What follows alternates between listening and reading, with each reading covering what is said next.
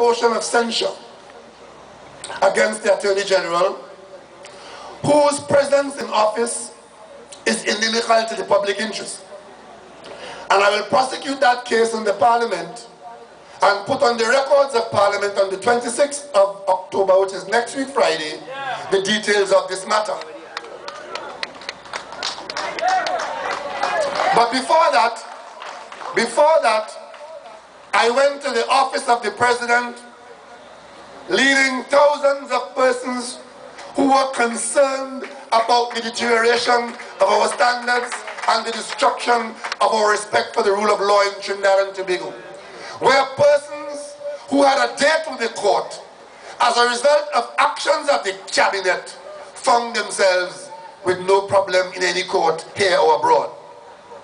And when I went to the office of the President, I told him that there were tens of thousands of persons in this country, hundreds of thousands of persons, who wanted the President's office to look into this outrage and to report to us as to what he has seen. Unfortunately, the President was out of the country. But that's okay, because the Constitution provides for the head of the Senate to vacate that position in the Senate and assume the office of President. That is our Constitution as it stands now. So the acting President was in the office. He was very gracious enough to come there to meet me and to receive the petition. And he told me he would look into the matter. And I left. I was going to leave him with the bag of petitions. He told me it's not necessary, you can take it. I took it away. Next thing I know, the big issue in the government is how many signatures I had. And I had no signatures. And I'm guilty of infamous conduct because I deceived the President, because I pretended to have signatures. Of course, your tens of thousands of bodies home and on the street, that wasn't counting, that didn't matter. They're concerned about signatures. But the President published a statement to you here, the people of Trinidad and Tobago. And I want to take a moment tonight to go over the statement.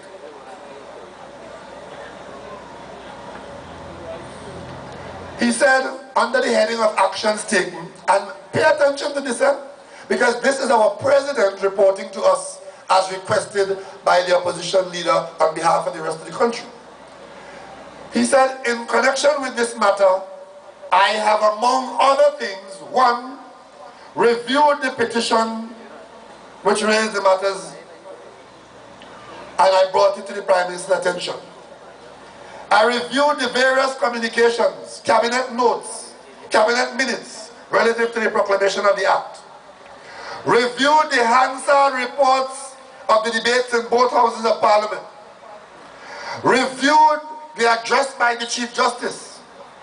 Reviewed the release by the Director of Public Prosecution.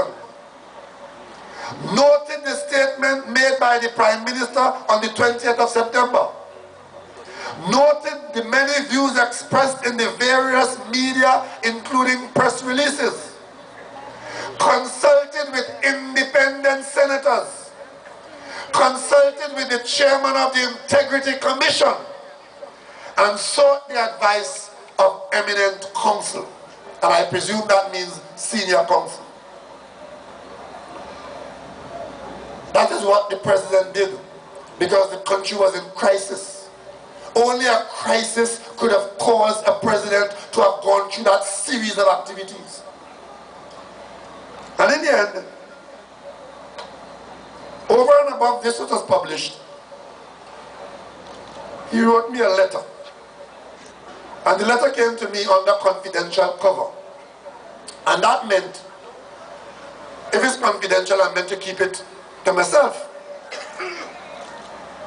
But I don't work for myself. I work for you. I don't represent myself, I represent you. But I respect the office of President, and I respect the protocols. So I wrote the President and I said to him, what is in your letter is sufficiently important to the national community that I am requesting of you permission to breach this confidentiality, and if I don't hear from you within 2 days, I will do so, unless you object. I received no objection, so I will now tell you what he told me. Because this is a matter that strikes at the heart of our arrangements in the Constitution, and that's why I am sharing it with you. He said to me, and there are 2 paragraphs in the letter. I'm going to read just one paragraph, the main one. In fact, just to make sure that you get the whole story, the subject is the Administration of Justice Indictment Proceedings Act of 2011. As requested by you in our discussion on the 18th of September, I have issued a statement to the public in response to the petition, that's this, which you presented to me as leader of the opposition. I enclose a copy of the statement, which is to be published in Saturday's newspapers. And he goes on in the second paragraph to tell me, you will note from the statement that, as requested by you, I reviewed the various communications, cabinet notes and minutes relative to the proclamation of the act.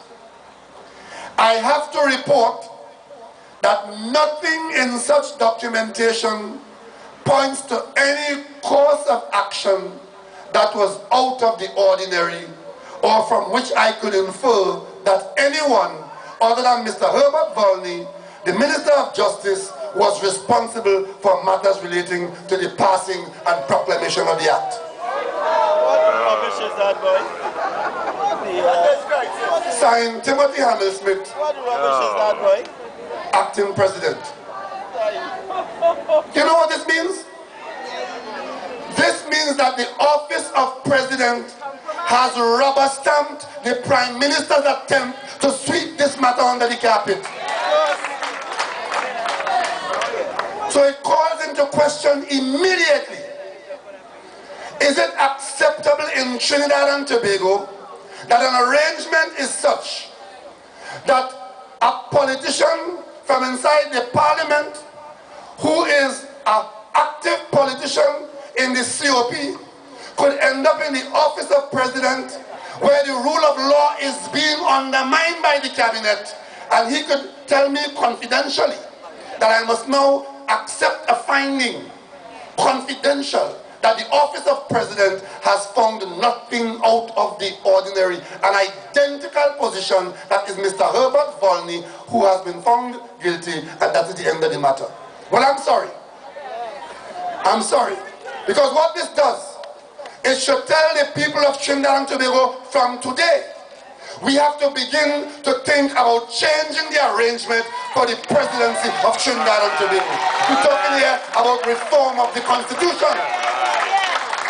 Because it cannot be that you're telling me about some dual role. There is no mention of the word dual in the Constitution. It says you must vacate the president's office in the Parliament and assume the presidency.